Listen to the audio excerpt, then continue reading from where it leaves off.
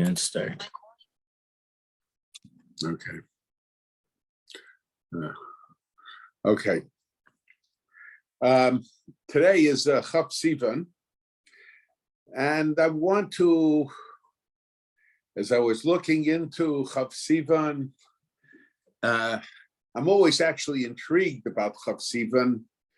My interest in Chaf Sivan began when with the debate that took place as to whether there should be a special day where we focus on the Holocaust as a memorial for those that were killed in the Holocaust. The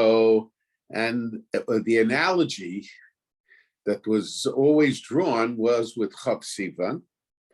Of course, the catastrophe of the Holocaust was much greater than the catastrophe of Chaf Sivan.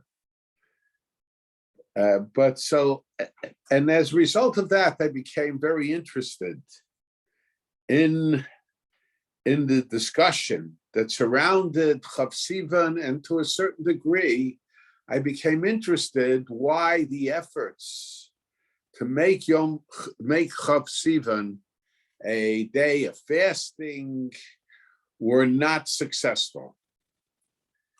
Now, Chaf Sivan was proclaimed as a fast day by Rabbeinu Tam. One of the cities, I think, in France, there was a non-Jewish anti-Semite who happened to kill a non-Jewish child. It's not clear that he killed the non-Jewish child as an act that it was part of his original plan to make charges that the Jews did that murder. It could be it was done for other reasons, but he became aware that there was a Jew that saw him murder the child. And as a result, he spread the rumor that the Jews killed the child. And this was the beginning of the blood libels that took place throughout Europe. But this was the first one. And at that time, Rabbeinu Tam proclaimed the fast day for all generations. In fact, it's brought down that Rabbeinu Tam said that he feels that this fast day will become more important than, I don't know if he meant halachically more important or perceived as being more important than even Som Gedalia. And now the question was raised. Now, Rabbeinu Tam, we always talk about 2 crusades. There were actually 3 crusades. And what we call the second crusade was really the third crusade. In Rabbeinu Tam's time, there was the second crusade. A number of Jews were killed, but a small number of Jews were killed. It wasn't like the first crusade, and certainly not like the second crusade, where so many thousands upon thousands of Jews were murdered. But the question is, the first crusade, which took place in the time of Rashi, the grandfather of Rabbeinu Tam, no fast day was proclaimed. So that was shortly before Rabbeinu Tam's time. So the question is, why did Rabbeinu Tam feel that he should go against the precedent and proclaim a fast day? Because as a result of this blood libel, many Jews in that town were killed, and many of them were Gedolei Yisrael. We don't know of them as Rishonim today because they were killed and we don't have their works. But the way it's written about them, these were outstanding people who, had they not been killed, would have become part. Their works would have been part of our library, so to say, of Svarim. And they were burnt alive on Chav Sivan, and it's brought down that while the flames did kill them, the flames did not do much to their bodies. And as the fire was burning, it's brought down that they were singing Aleinu L'Shabeach. And there were groups, and it's well known, just as a side point, that the Yeshiva of Kelm, which was one of the outstanding Musar yeshivas in Eretz Yisrael, when they were being killed by the Nazis, they also sang Aleinu L'Shabeach. I'm mentioning this because all of a sudden there is a new frumkeit.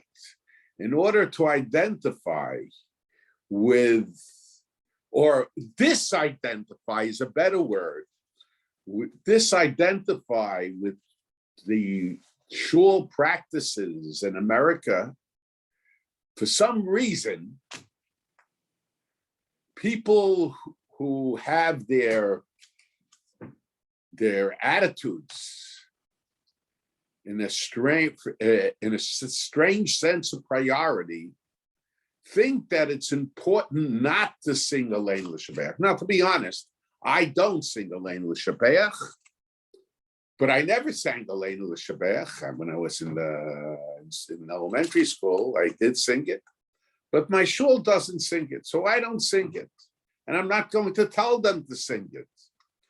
But to consider it some kind of status not to sing it shows a lack of knowledge. And it's a lack of knowledge how Aleinu L'Shabeach was sung by the Jewish people being murdered for being Jewish. I guess that some people consider being yeshivish more important than trying to disassociate from the custom of that many of the Doshim practiced when they were being executed for being Jewish. Now in the Kinnis, it's mentioned by Rabbeinu Tam that there was an attempt to make a day of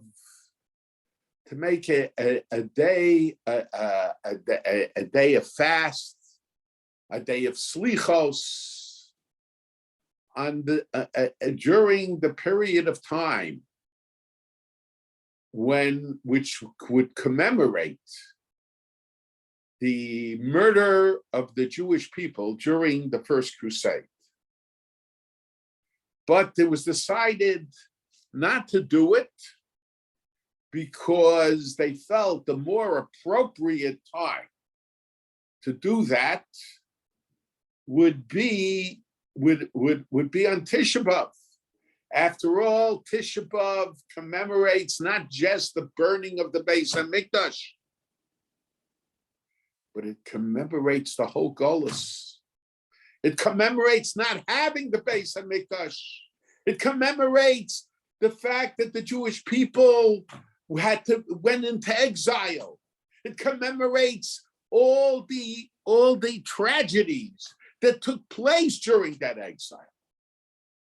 And consequently, the decision was made not to have a special day to commemorate the murder of the Jewish people during the Crusades.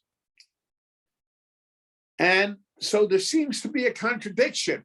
On one hand, Rabbeinu Tam proclaimed for all Ashkenazic Jewry, probably proclaimed it for everybody, but Rabbeinu Tam and the Rashbam, they were considered the leaders of the Ashkenazic Jewry, and their authority extended over the Ashkenazi community. So on one hand, they proclaimed the fast day for generations on Chav Sivan. On the other hand, there was no fast day for an incident that happened a few years prior, which was certainly a greater tragedy in terms of the magnitude of the events that took place than the incident, as tragic as it was, and it was very tragic, during the lifetime of Rabbeinu Tam. So my uncle, I read, said that he felt that there was a dispute between Rabbeinu Tam and Rabbeinu Kalanimus. Rabbeinu Tam's opinion was that there should be a fast day for some of the events that took place during the Golus, in addition to the observance of Tisha B'Av.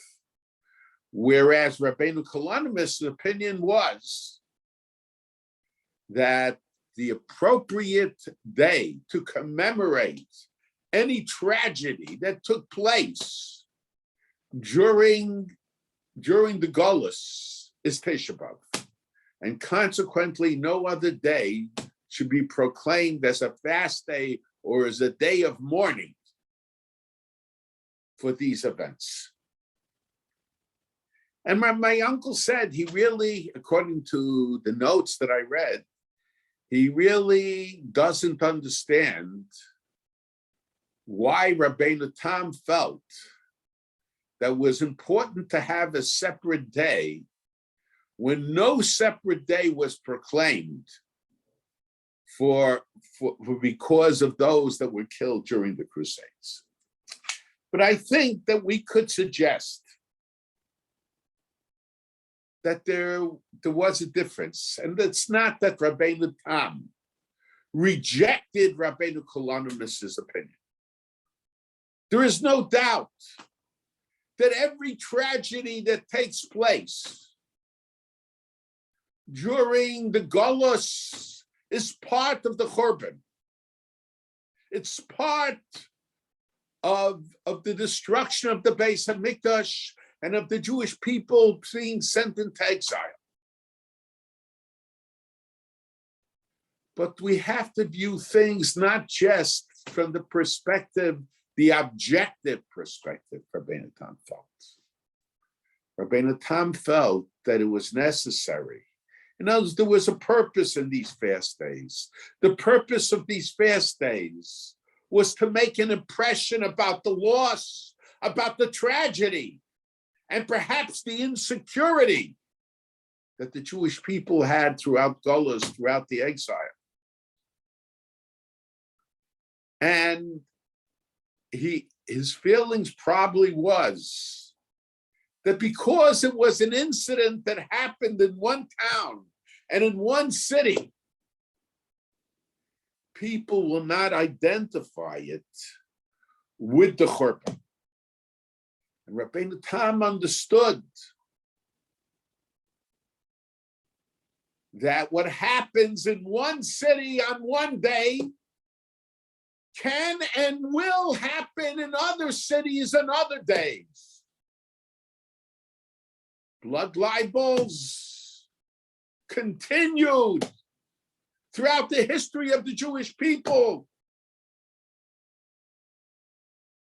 up to and including the 20th century.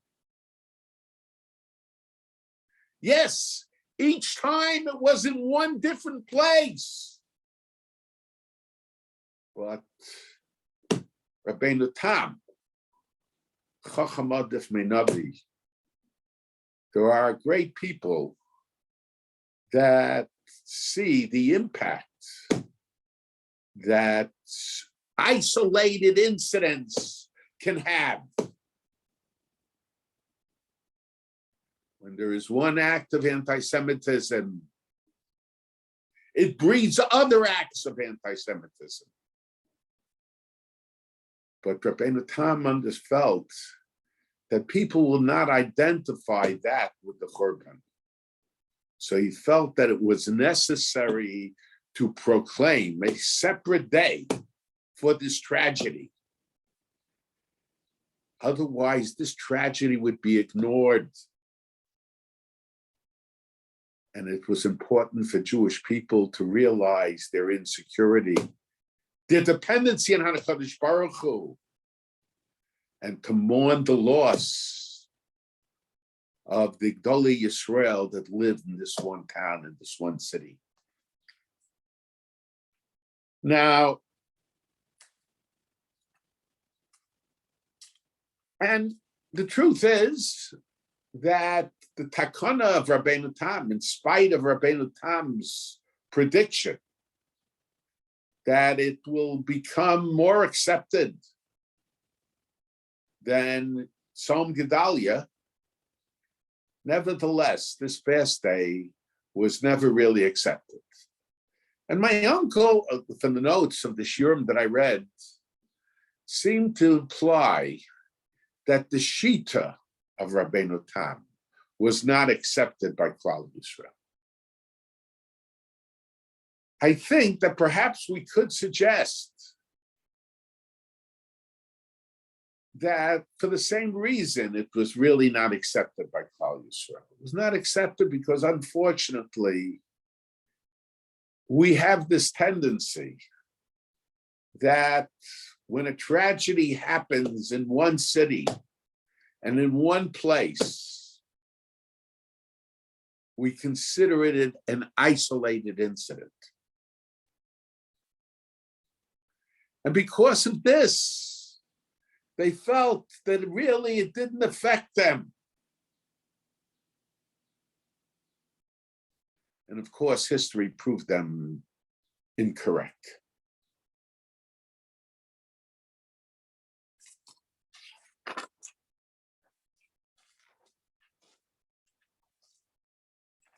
Now, even though Chav Sivan that was proclaimed Rabbeinu Tam was never really accepted as a fast day, later on, in the times of Tachtatat, Chomensky, when Chomensky killed 500,000 Jews in a period of about, this is what some say, in a period of about 6 months.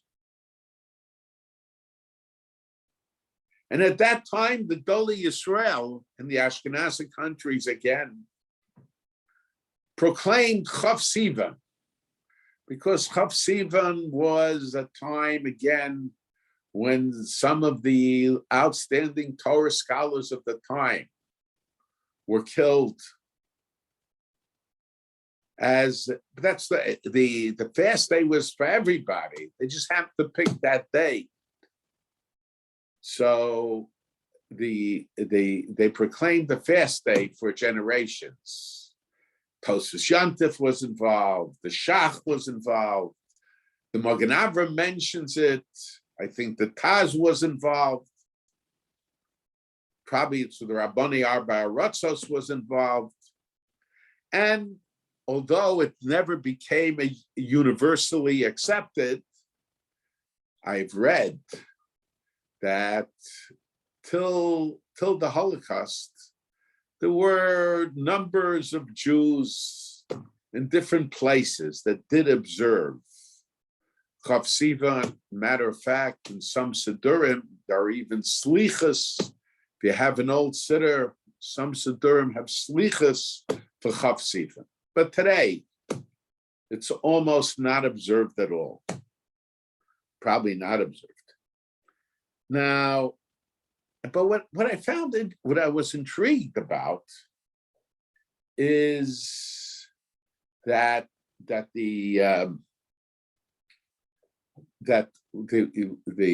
I read about the takana that was made, so some say they proclaimed it a fast day, but they said they didn't proclaim it a fast day for everybody, for every male who was 13 and a female who was 12. They proclaimed it as a fast day for males. I saw some places 17 years old, and some places I saw 18 years old. And for women, they proclaimed it a fast day for those, of course, and anything above that age, as a fast day for those that were 15 years old and 16 years old, depending on which source one looks. And the question is, it seemed to be very strange. Why didn't they, once they were proclaiming it as a fast day, why didn't they proclaim it as a fast day for anybody who reached the age of godless? Anyone, a male of 13 and a female of 12. But even if you say they considered them young, too weak at that time. So then the question is, why differentiate between male and female? Make it 15, make it 18, make it 20, whatever it is, but for everybody. So it dawned on me that, well, we say Ben Yud Ches L'Chuppah, that the Mishnah says that a person should get married at the age of 18. The Rambam says 18 means the 18th year, when one is 17 years old. But it's not so much. So in other words, the chiyuv of getting married, according to the Rambam, begins when one is 17 or 18 years old, and he's considered to be mevatel the mitzvah, depending on the circumstances, by the age of 20. Obviously, I don't think that these that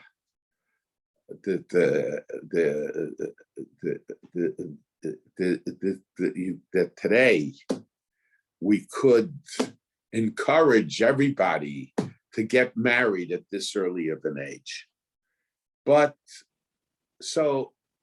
these were the ages that were identified with marriage. As a matter of fact, I had someone check, and he told me that in Europe at that time, males got married. Of course, there are many cases of people who got married earlier, and there were cases of people who got married later. But the average age was about 17 for a male, and a female was 15 or 16.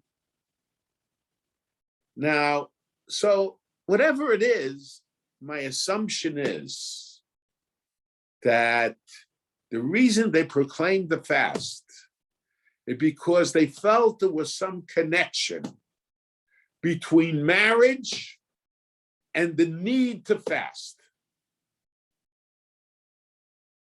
And perhaps because of the xeris of Tach v'Tat, because of what happened at the time of Chumansky. And I want to now go to the Sedra, and perhaps on basis of some of the ideas that we could deduce from the Sedra, we would be able to understand why the Chachamim of that time, at the time of the Shach, and at the time of the Tosfos Yontif, proclaimed the fast day that had some association, that seems to have some association with marriage. Now, the Torah tells us in Parsha Shalach that the spies, when they were appointed by Moshe, the leaders of the tribes, Kul Anashim, Rashi B'nai Yisrael Hema. So at that point, when they were appointed as spies, they were Anashim Tzadikim. They were righteous people. But then the Medrash tells us that Torah tells us they came back and they led a rebellion against Moshe, against HaKadosh Baruch Hu, against God. How are we to understand it? That Anashim Tzadikim, Rashi B'nai Yisrael Hema, leaders of the Jewish people, should all of a sudden change their attitude. And I've discussed this question before, and I've said you have people that are situational tzaddikim in a given situation. So long as they were by Moshe Rabbeinu, they were devoted to HaKadosh Baruch Hu, devoted to the Torah, devoted to Klal Yisrael, devoted to the Masorah. But once they left Moshe Rabbeinu, they encountered an altogether different situation. And not only that, it's interesting, the Medrash says, it wasn't just at the end of the 40 days, but it was at the moment they left that they began to plot against Moshe Rabbeinu. So how could it happen? Overnight, in one moment, they go from being Rashi B'nai Yisrael Hema to being enemies of HaKadosh Baruch Hu and leading a rebellion against Moshe. And I think now we see that the same thing, I mentioned it, by the Jewish people. They said Nasa v'nishma at Har Sinai. And then Moshe Rabbeinu disappears, okay, for 40 days. And he returns, and there's an Egel Hazov there. And when they said Nasa v'nishma, they were on the level of Malachim. What's the answer? The answer is, it was situational commitment. And even though they might have said, no, regardless of the situation, even though there's some that say that's why it was Kafa Aleim Harkigigis, nevertheless, people who it's not ingrained in them, the importance of commitment, regardless of the situation, as great as their commitment could be within a given situation, it does not prove anything what's going to happen when the situation changes. And I think it's very interesting, but that explains the 10 Meraglim. But there were two spies who overcame this influence of the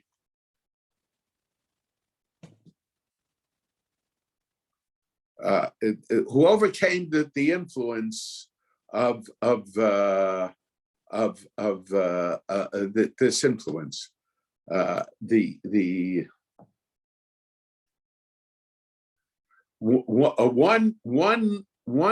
One who overcame the influence was Yehoshua, and the other was Kalev. How did Yehoshua overcome the influence? Yehoshua overcame the influence because Moshe Rabbeinu changed his name from Hosea to Yehoshua. He added a Yud, and he said Ka. Yud stands for God's name. Ka Yoshiacha Miatzas Meraglim. HaKadosh Baruch Hu should save you from the plan of the Meraglim. What was the idea? And Kalev, how did Kalev overcome the influence? Kalev overcame the influence because Kalev overcame the influence because when he came to Hebron, he went to the Maras Machpelah and he davened at the Maras Machpelah, and he besieged HaKadosh Baruch Hu and asked the Yavos to besiege HaKadosh Baruch Hu on his behalf, that he should overcome that influence. Now, why is it that two different approaches are used? I don't think that's a real question, because we say each person is different. You can't use one approach for two people. My father would always say, God created man in his image. And the image of God he was created is redundant. But the answer is that God created man, my father said, in his image, in man's own particular image. Each man has their own separate mission in life. Each person is different. So Yoshua had one background. Yoshua was the Talmud of Moshe. And he faced a challenge now. His main challenge was that he was going to leave Moshe. It was a different situation. Kalev, on the other hand, Kalev was not so close to Moshe. We could assume that Kalev saw himself, in a sense, he saw himself, his relationship, he focused on his relationship with the Avos, with Avram, Yitzchak, and Yaakov. And for some reason, leaving the camp of Klal Yisrael presented a challenge to him, even from that perspective. I just have to, for 1 minute, I have an emergency call. I'll have to interrupt for 1 minute. I'll be back in a minute.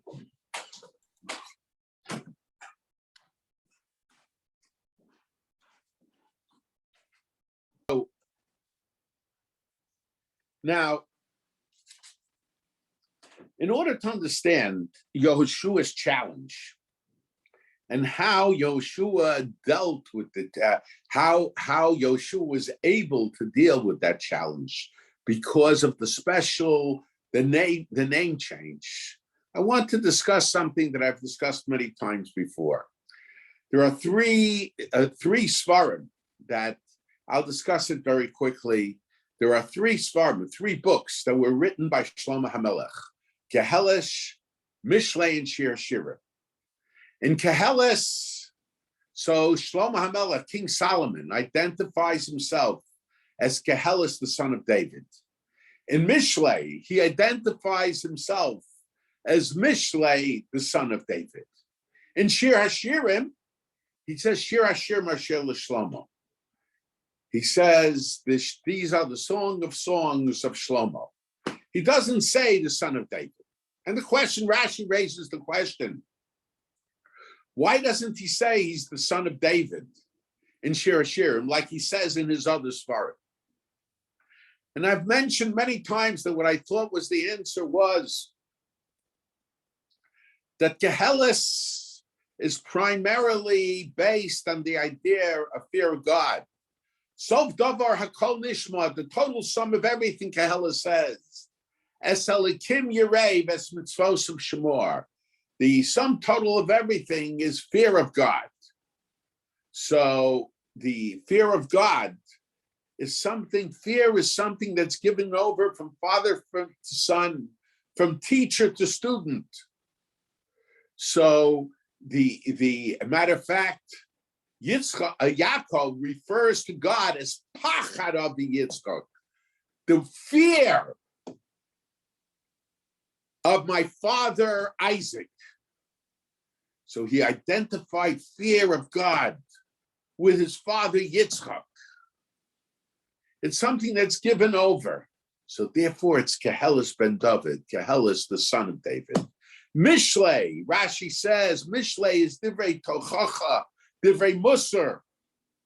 It's chastising, ethics. Pirkei Avos is called the ethics of the fathers. And we say, Shma b'ni Musar avicha. So it's something that's given over from father to son. Shir Hashirim is love of God. Love is a personal relationship. Love can't be given over. Love is just personal. It's Shlomo and HaKadosh Baruch Hu, Solomon and God. David doesn't play a role over there. That's the end. It's interesting. And this is because we have a double relationship. Yaakov Avinu, when he was forced to leave his father's house, and he had the dream of Sulam Mutzavatz of Hiroshima Magia Shemaima, he had the dream of the ladder that reached heaven. And God told him that God told him he'll watch over him. So he said, if God will be with me, and he'll watch me on this road that I'm going, me bread to eat, or beged lilbosh, and clothes to wear, and I'll return in peace to my father's house. God will be a God for me. So everybody asked the question, Yaakov Avinu is making a deal with God. Yaakov, the Bechir Avos, the chosen one of the patriarchs, is God. You'll be good to me, I'll be good to you. Otherwise, forget it. How can we suggest such a thing? But the answer is, Yaakov was certainly devoted and would have continued being devoted to God. But he said, so long as I was in my father's tent, in the tent of Yitzchak, so my primary relationship with God was through my father Yitzchak. But now that I am forced to leave my father's house, I will try to focus, to build up, to strengthen my personal relationship with God. V'haya Hashem li le'elokim. God will be my God. And I won't need special miracles for it. The things that people take for granted in a love relationship, what's the focus? The focus shouldn't be the special trips, the special things. The things that are normally taken for granted, the lechem lechol, the beged lilbosh, the shafti b'shalom abais, the returning in peace to the house, the things that people take for granted. I can establish my personal relationship with HaKadosh Baruch Hu. So, B'haya Hashem li le'elokim, God will be a God for me. And it's interesting when you take a look at when you take a look at Rashi and Shir Hashirim, he of course asked the same question. Why is it that Kehelis and Mishlei, Shlomo is identified as Ben David, as the son of David, but in Shir Hashirim, Shir L'Shlomo. So he says you have to understand Shir Hashirim on a certain level. Shir Hashirim Asher L'Shlomo. Shlomo means Hamelech Shahashalim Shalom. So Shir Hashirim Asher L'Shlomo has reference to God. So in a sense, we could say that God and Shlomo become one. In other words, because that's the nature of a love relationship, the becoming of one. So Shlomo HaMelech becomes one with HaKadosh Baruch Hu. He has, Shir Hashirim is the love relationship. And I think to a certain sense, that was Yoshua. Since he was the Talmud of Moshe, he didn't leave the tent of Moshe, and he shouldn't have left the tent of Moshe when that was necessary. But that presented a challenge for him. What's going to happen when he's forced to leave the tent of Moshe? And you see, but Yoshua said to Moshe, don't Moshe claim when he heard people were saying Nevuah, prophecy about Moshe Meis, Yeshua Machnes Yisrael Haaretz. He couldn't deal with that because his whole devotion to HaKadosh Baruch Hu was through Moshe. So now there was a challenge. So the Yud, the Yud was added to his name, that Yoshua and God, in a sense, Yoshua, in a sense, has this oneness relationship with HaKadosh Baruch Hu. So that's the reason why Yoshua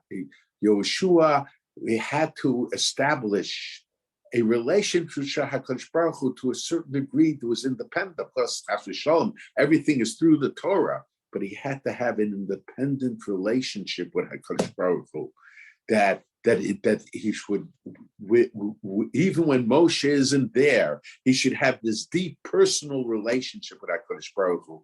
The Yud added to his name was indicative of that personal relationship. And Kalev, on the other hand, who was not that close to Moshe, although related, but Kalev was not always in the Ohel of Moshe. So he focused to a large degree on the idea of being a continuation from the Avos. But it's one thing, it's true, the Avos had passed away a long time beforehand. But as I've mentioned many times, when the Jewish people were all camped around the Mishkan, when they were like a family, as I mentioned, the Medrash says that the Jewish people were camped around the Mishkan in the same way that they work in carrying the Aron, in carrying the coffin of Yaakov. In that same order. What's the idea? The idea is the last time a family, to a certain sense, comes together is at the funeral of the patriarch or the matriarch. But the Jewish people wasn't, the future of the Jewish people was not just to be a nation. They had to continue as a family. So they camped around the Mishkan in the same order that they camped. That they stood around the Aron, that they carried the Aron of Yaakov, because that sense of family continued. We are a nation, but we are a family. And when we are a family, the Avos are still alive. And it's interesting, I mentioned the Medrash. The Medrash says that the four sides, the four camps around the Mishkan had four flags. The one camp had on it the letters in their flag, Aleph, Yud, Yud. The second had Beis, Sadik, Ayin. The third had Reish, Ches, Kuf. And the fourth had Mem, Kuf, Vez. When you put all those letters together, you have Avram, Yitzchak, Yaakov. In other words, when a family remains a family, when they stay together after the patriarch is gone, the patriarch is not gone. He is still there. So Kalev ben Yefuneh, while he was there camped around the Mishkan together with the rest of the Jewish people who were camped there as a family, in a sense, Avram, Yitzchak, and Yaakov were still alive. But now that he had to leave, so he faced a new test. Do Abraham, Yitzchak, and Yaakov remain alive for him? Or because he was only accustomed to see them because he was part of the family? Now that he is removed from the family for a 40-day period, will he be able to still maintain that relationship with Avram, Yitzchak, and Yaakov? So when Kalev went to the Maras HaMachpelah, so that was a demonstration. That was his attempt, a successful attempt, of course, to show that he can maintain that relationship with the patriarchs, with the Masorah, even when he is away from the rest of Klal Yisrael. Now, there is a big lesson from all of this. And the lesson from all of this is that changing situations present challenges. And I mentioned my father would answer the question, why is it, on one hand, we say the Jewish people said Na'aseh v'nishma, and they were in a level higher than Malachim. On the other hand, we say that HaKadosh Baruch Hu raised the mountain over them and said, "In the Kabbalah Torah Mutav, if you accept the Torah, good. If not, Sham Tahek Furaschem, there will be your Kfura." And my father said the Jewish people willingly accepted it for their generation, but future generations, they didn't willingly accept it. I don't know that it means that they said no. But what it meant is we have to provide the spirit, give the future generations the ability to overcome changing situations. And my father mentioned, I think he said in the name of the Meshech Chochmah, "Im the Kabbalah Torah Mutav, im Lav Sham Tahek Furaschem." There will be your burial. There will be your end. There will be your destruction. It should say here. But the answer is, you right now, your situation, as was proved, was situational. But if our commitment is only situational, and we are not ready to deal with changing situations, and ready to deal doesn't mean that we say that we're going to do it. It means that we have to be educated in how to do it, to take precautions, not to assume that we can make sure the situation doesn't change. Then Sham Tahek Furaschem. If we're not able to inculcate in our chinuch system the idea that regardless of the situation, you can remain committed to Torah. Of course, it's ideally that you be in a situation that lends you to that, in a sense, inspires you to say Torah. But we don't control the future. So we should learn a lesson when the Jews moved from place to place. How many were lost?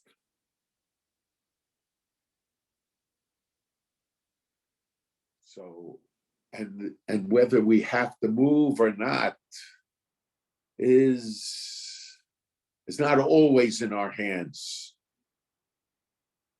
Sometimes for personal reasons.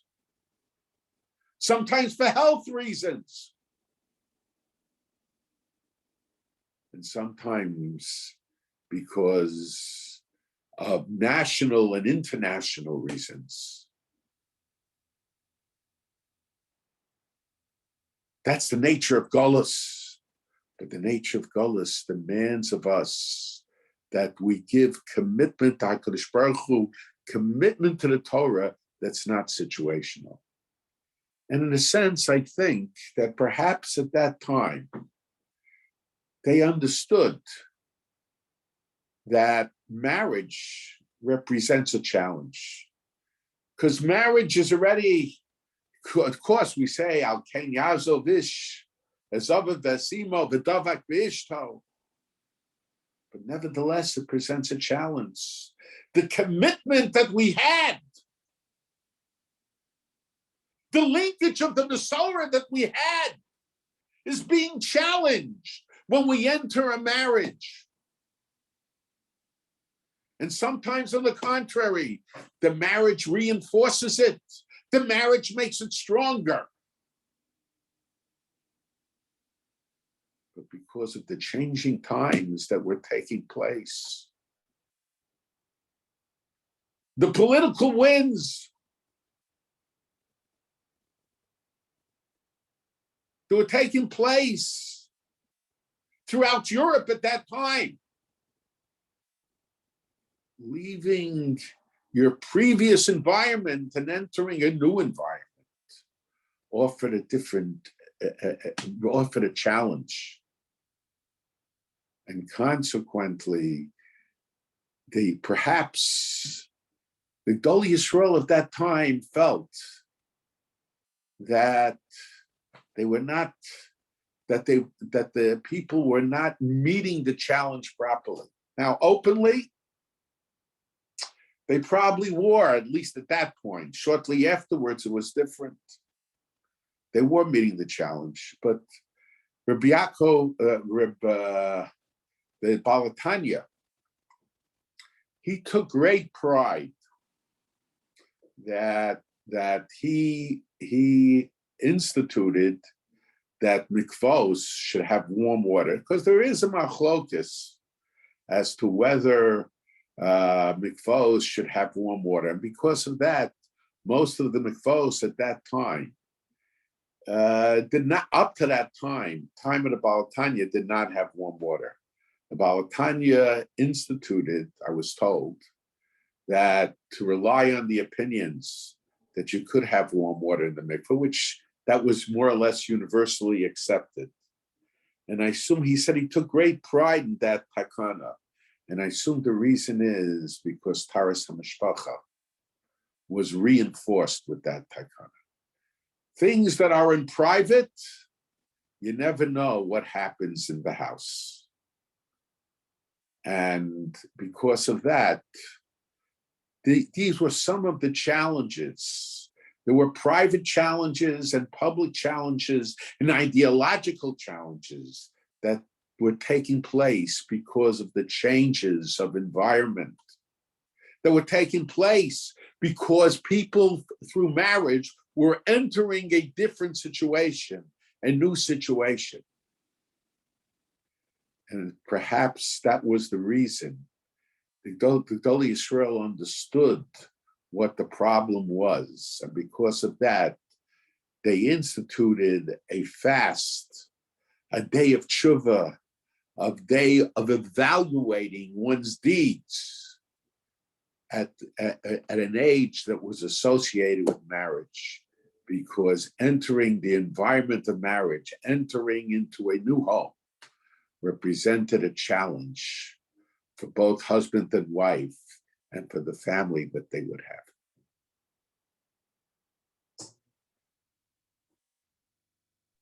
If anyone has a question, please put it in the chat. We have one question so far. You can hear me, right? Yeah, I hear you. Why were the names of the other spies not changed? Maybe they wouldn't have sinned if they had their names changed, and maybe Yeshua would have sinned without his name change. No. It's not the name change. The name change, first of all, there is an argument as to when the name change actually took place. But the idea of the name change was to emphasize to Yeshua that the relationship that he had with HaKadosh Baruch Hu through Moshe should continue even when he's not associated with Moshe. The changing of the name by itself is nothing. It's the changing of the name was, in a sense, an inspiration, a reminder who he should be and who he could be.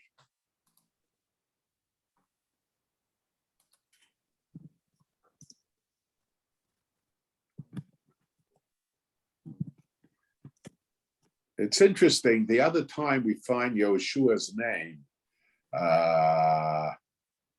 is by when he goes to war against Amalek. In a sense, he's taking control of the battle. Of course, Moshe is being mispalel HaKadosh Baruch Hu, but he's leading the battle. There is a discussion as to when he got the name change. Whether he got the name change earlier or he got the name change later, or it was indicative of a certain promotion, of a being like an assistant to Moshe, where to handle things when where Moshe wasn't there. Whatever it is, it was indicative of the special position that Yeshua was going to have, and the position that Yeshua was going to have did not always, sometimes necessitated that he not be together with Moshe Rabbeinu. The others probably would not have been able to change. I don't know that Moshe was aware that the Meraglim will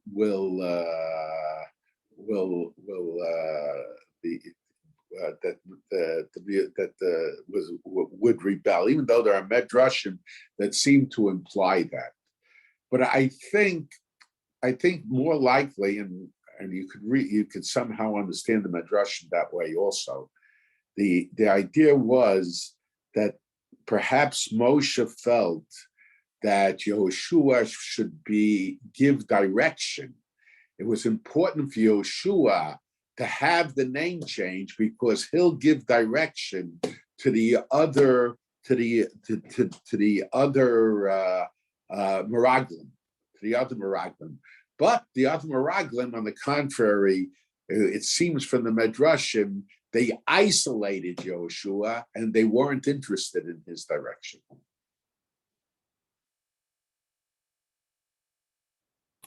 Okay, there are not any other questions. So Okay. thank you, Rabbi. Everyone have a